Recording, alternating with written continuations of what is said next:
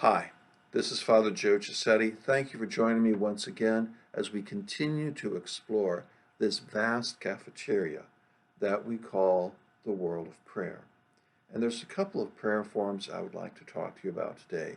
The first is what I call prayers of aspiration, where just in some of the events of daily life, you can just quietly pray and then keep going on your way.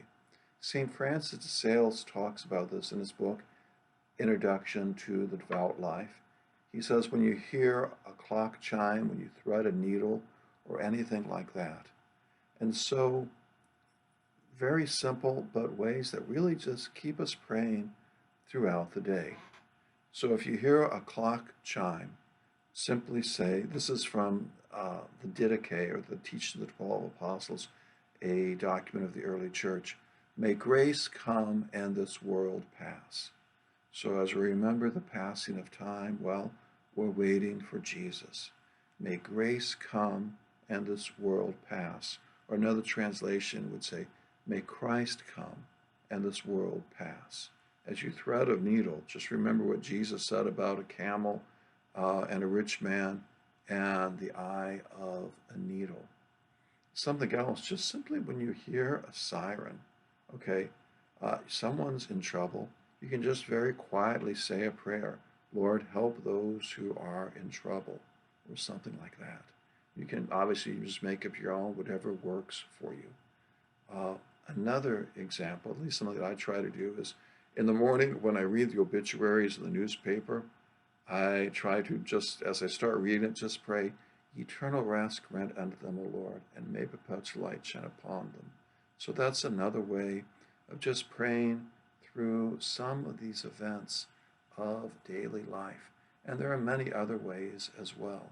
So the whole idea is that throughout the day, we're constantly lifting our mind and heart to God in a way that is simple, in a way that is natural. When you go to a drinking fountain, there's this beautiful line from Isaiah. With joy you will draw water from the fountain of salvation. So just even as something as simple as taking a drink of water from a drinking fountain can help us lift our hearts and our minds to God. And obviously there are many endless ways you can do this. And look at the events of your own life. You certainly can find some of those ways as well. And another way is simply with praying by observation. You simply can look at nature and prayerfully reflect. The whole idea with icons is to pray by looking at that icon that has been written. Its purpose is really to draw us into prayer. And as what I've been trying to do with some of our reflections on art, whether they're icons or not, whether they're religious art or not, is to somehow draw us into prayer. Sometimes you just stop and look, and you can pray with your eyes. It might be in a church looking at the religious images. It might be looking at a still life. Whatever it is, just those are other occasions where we seek to keep our minds, keep our hearts awake to God. And sometimes those moments can very easily lead us into prayer. We just pause and we look and we reflect. It's as if we're doing Lectio with what we see, in addition to doing Lectio with what we read. And so two other ways we simply seek to grow in prayer. And it's important to remember that prayer is something that is simple, opening our hearts and minds to God. And prayer is something that is practical.